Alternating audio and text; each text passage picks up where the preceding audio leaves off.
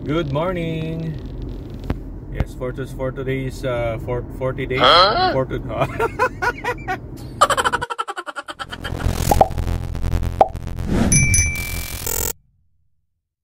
For today's video, pupunta tayo sa ospital, sa regional hospital dito sa St. John. Kukuha tayo ng test strips saka needle, yung pang test sa blood sugar. Meron yan dito kasi para kay Mrs. Buntis kasi si Mrs., di ba? So nagche-check siya lagi ng sugar niya. Binabantayan nila yung sugar niya. So yun, dito libre lang yun. So yan, punta tayo ng ospital. Makikita nyo yung nag-iisang ospital dito na malaki din naman. Daming Pinoy na nagtatrabaho dito sa ospital na to. Alright. So yan, nandito na tayo. So papasok lang tayo sa parking. Yan, medyo mahaba yung parking. Yan yung ating ospital, malaki yan. Medyo mahaba yung entrance sa parking. So dito, ito yung nag-iisang ospital na ito yung regional hospital dito. Yan, maraming Pilipino rito, maraming Pilipino na nagtatrabaho rito.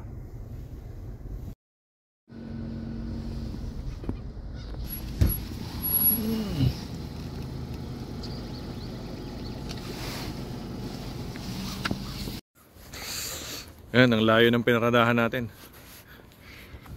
Punong-punong parking. Yan yung hospital nila. Pupunta tayo doon. Alright, let's go.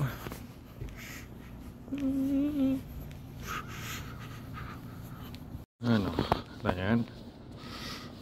So dito may sariling parking dito. Talagang maglalakad ka papunta sa kailangan, hindi pwedeng mag-parking ka kung saan-saan. Yan. Alright, dyan manganganak si Mrs.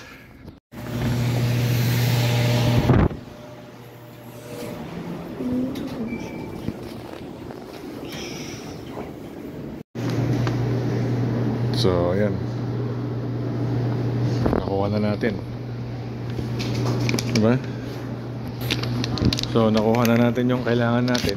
Ito na yung test strips, pang diabetes, pang check ng sugar ni Mrs., di ba? Alright. So dito pag mga itong kailangan mo yung mga ganitong bagay, mabilisan sila sa mga check-up, sa mga mabilis. Ayan, ready na kagad, pinick up natin, wala pang 1 minuto. Hindi ka na nag-aantay kasi ang record mo, pag may record ka sa hospital, yan, lahat ng clinic dito or mga ospital, pinapasa lang nila yung record mo. So nababasa ng lahat. Yan ang kagandahan ng may SIN number dito sa Canada. Right, so uwi na tayo. Ito. Sana madami to kasi ang mahal nito. Mahal tong mga ganitong test strips para pernalias, di ba? Alright, pero dito makukuha mo ng free. Alright. Right, nakuha na natin. Yan. Binuksan ko na. Anong laman? Yan, ito yung strips. Yan, kita niya yan.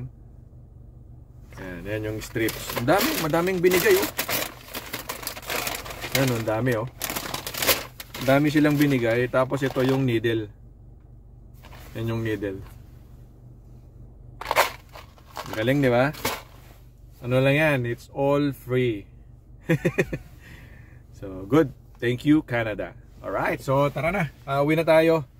At may pasok si Mrs. Katya. Let's go.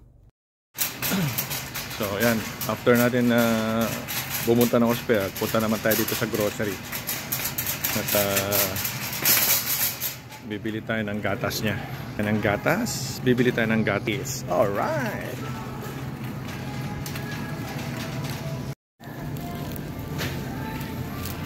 So bibili tayo ng tinapay. Yan. Cool wheat.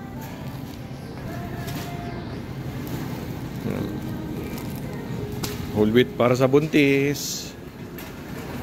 Dahil hindi siya pwede sa may sugar at saka may mataas ang carbs. So, kukuha tayo ng mababa ang sugar at carbs. So, tingin tayo dito ng ano to? No sugar.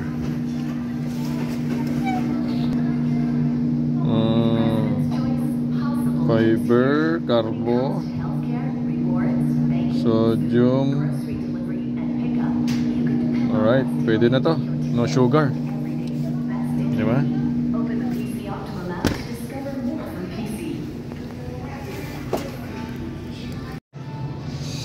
O din tayo ng cucumber. Ayan. Ayan ng cucumber. Alright, pwede na to. Kasi magluluto tayo ng pansit. Uwi na tayo at magluluto tayo ng pansit. Alright, let's go!